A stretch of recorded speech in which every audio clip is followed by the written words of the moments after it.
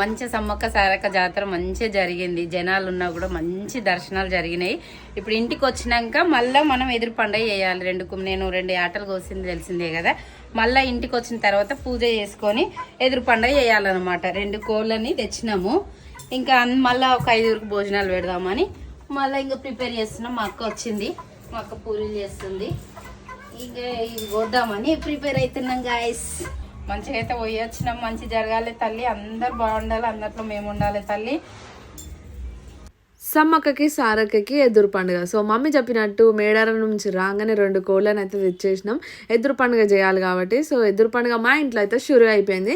2 కోళ్ళకి మంచిగా బుట్లు పెట్టి అయితే అవి జరతిచ్చిన ఎంబటే మా పెద్దమ్మ పూరీలు చేయడం షురు చేసేసింది అనుకోరి.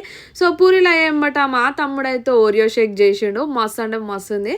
సో మా పెద్దమ్మ చికెన్ పొయ్యి మీద వేసేసింది. బగారా రెడీ అయిపోయింది, వంటలు రెడీ అయిపోయినాయి అనుకోరిగా. సో దేవుడికి పెట్టేసి మేమైతే తినడం స్టార్ట్ చేసేసినాం. సో తింటున్నాం అంటే థమ్స్అప్ ఉండాల్సింది. అందరం తినేసినాం. జర్ర ఫన్ ఉండాలి కదా. సో అందరం వచ్చేసినాం అంటే ఇక ఆటలు షురు అనుకోరిగా. అరే నేను మాట్లాడితే బాగోదు, ఒరిజినల్ వాయిస్ పెట్టేసా గైస్. మా అక్క చెల్లెలతో అష్టచెమ్మ ఆడినాం. మా మమ్మీ వాళ్ళ అక్క చెల్లెలతో అష్టచెమ్మ ఆడినాం.